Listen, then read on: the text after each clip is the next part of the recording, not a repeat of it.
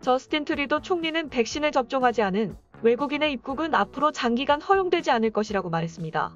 트리도 총리는 목요일 BC 코키틀람에서 가진 기자회견에서 캐나다인들은 이 팬데믹의 종식을 고대하고 있으며 앞으로 나아가기를 간절히 바라고 있다며, 하지만 아직 완전히 팬데믹 전으로 돌아가는 것은 시기상조라고 전했습니다. 또한 전국적으로 코로나19 환자 수가 감소하고 있다며 캐나다의 백신 접종률은 세계 선두라고 덧붙였는데요. 총리는 우리는 많은 사람들이 지난 몇 개월에 걸쳐 희생해온 모든 희생으로 만든 캐나다인의 안전이 헛되지 않도록 해야 할 필요가 있다며, 백신을 접종하지 않은 외국인들이 언제 캐나다 입국이 가능할지 궁금하다면 당분간은 그런 일이 없을 것이라고 강조했습니다.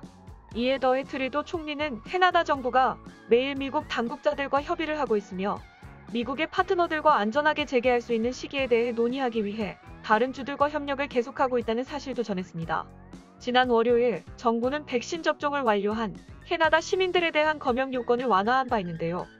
캐나다 시민, 영주권자, 인도법에 따라 등록된 사람들 중 승인된 백신을 완전히 접종받은 사람들은 캐나다로 입국 시 14일간의 자가격리 및 호텔 의무 체류가 면제됩니다.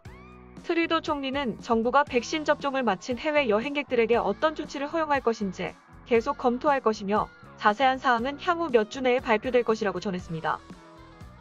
다음 뉴스입니다. 퀘벡주 보건당국이 주 차원에서 코로나19 백신 여권을 만들겠다 발표하였습니다. 퀘벡주 보건당국은 8일 기자회견을 통해 모든 퀘벡주 주민들은 9월 1일 전후로 2차 접종을 맞을 수 있다면서 코로나19 상황에 맞춰 백신 여권이 사용될 것이라 전했습니다. 예를 들어 퀘벡주 내 체육관, 바, 스포츠 경기장 등은 백신 여권이 있는 사람만 입장이 가능하다든가 하는 식입니다. 퀘벡주는 제4차 유행이 왔다고 모든 시설을 폐쇄하는 것보다는 백신 접종 완료자들에게만이라도 개방하는 것이 더 낫다고 판단했다며 이것이 새 일상이 될 것이라 전했습니다. 이어 무슨 수를 써서라도 봉쇄는 피해야 한다며 백신 여권 도입으로 사회의 전반적인 경제와 교육, 보건 등 여러 방면의 네트워크에 큰 도움이 될 것이라 덧붙였습니다. 누구나 백신은 안 맞을 권리가 있습니다.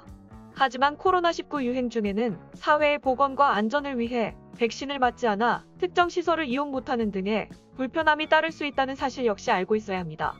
공공 서비스나 필수 서비스 사용에 제한을 받지는 않습니다. 다음 뉴스입니다.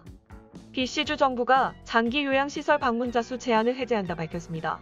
에드리안 딕스 BC주 보건부 장관은 현재 BC주 내 장기 요양시설에서 발생한 집단 감염 사태는 없다며 앞으로는 요양시설을 방문할 때 방문 예약을 안 하고 오셔도 된다고 전했습니다. 보니 헨리 BC주 보건관은 이러한 규제들이 해제되었다고 안심해서는 안 된다며 방문객들은 꼭 코로나19 백신을 다 맞고 방문하시길 바라며 추후에는 방문 시 백신 접종 인증을 해야 할 것이라 설명했습니다. 한편 공공장소 내 마스크 착용이 의무화가 아닌 권장사항으로 바뀌었으나 요양시설 내에서는 공용 공간에 있을 시 반드시 마스크를 착용해야 한다고 덧붙였습니다. 백신 접종을 맞지 않았거나 백신 접종 인증을 방문 당시 하지 못하는 분들은 기존 규제를 지켜야 합니다. 즉 요양시설 방문객도 백신 접종자들에게 좀 더 완화된 규제가 적용되는 것입니다. 이러한 새 정책은 오는 7월 19일에 도입되는 것으로 알려졌습니다. 다음 뉴스입니다. 온타리오주는 금요일 보도자료를 통해 7월 16일 오전 12시 1분에 3단계로 이행하게 될 것이라고 전했습니다. 당초 예정되어 있었던 7월 21일보다 5일 더 빨라진 것인데요.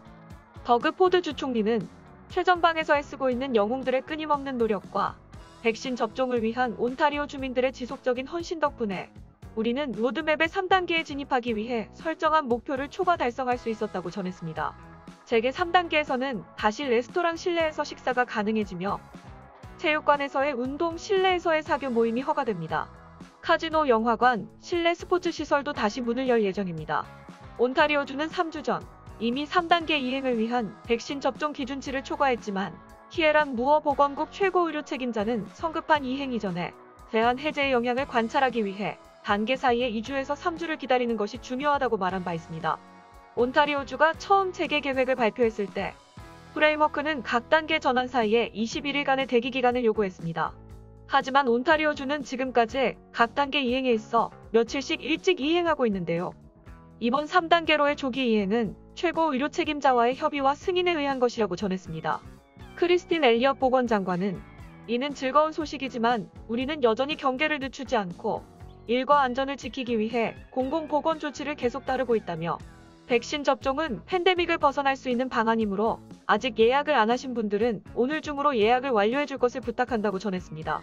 주정부는 3단계 이후에는 어떻게 진행될 것인지에 대해서는 아직 밝히지 않았지만 당국자들은 앞으로 몇 주 내에 더 많은 정보를 발표할 것이라고 밝혔습니다. 다음 뉴스입니다. 워터로 지역은 마침내 7월 12일 오전 12시 01분에 온타리오주 재개방 2단계 계획으로 이동할 것이라고 발표했습니다. 워터로를 제외한 나머지 온타리오주 도시들은 8일 전 6월 30일에 2단계로 이동했었습니다. 이 지역은 델타 변종의 확산으로 인해 재개방을 늦춰왔습니다. 워터로 지역 보건 의료 책임자는 보도자료를 통해 우리는 함께 델타 변종에 맞서기 위해 노력하고 있으며 확산 사례의 비율과 입원 환자 수를 안정화하는 동시에 예방접종 비율을 높이고 있다고 말했습니다.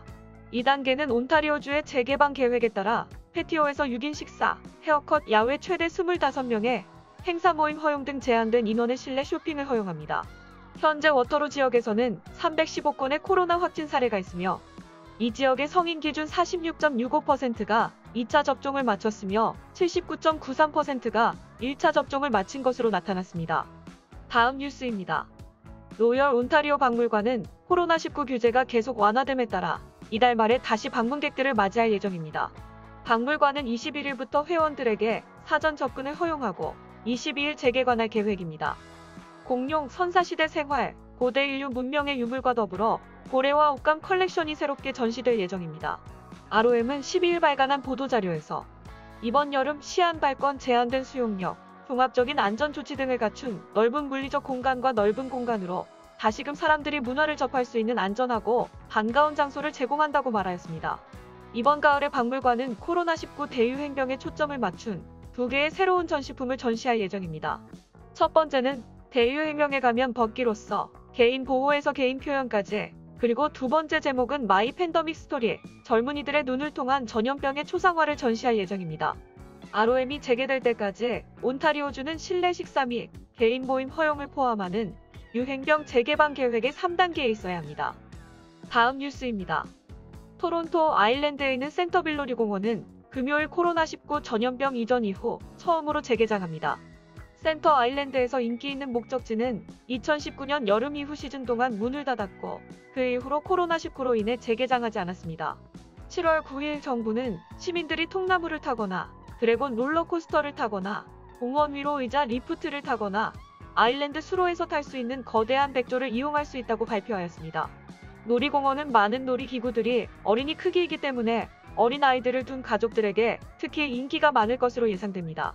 티켓은 이제 온라인으로 구입할 수 있습니다. 입장료는 $8 85센트부터이며 하루 승차권은 1인당 $30 97센트에 구입할 수 있습니다. 퀸즈키에 있는 잭 레이튼 페리 터미널에서 페리를 타거나 수상 택시를 타고 놀이공원에 갈 수 있습니다.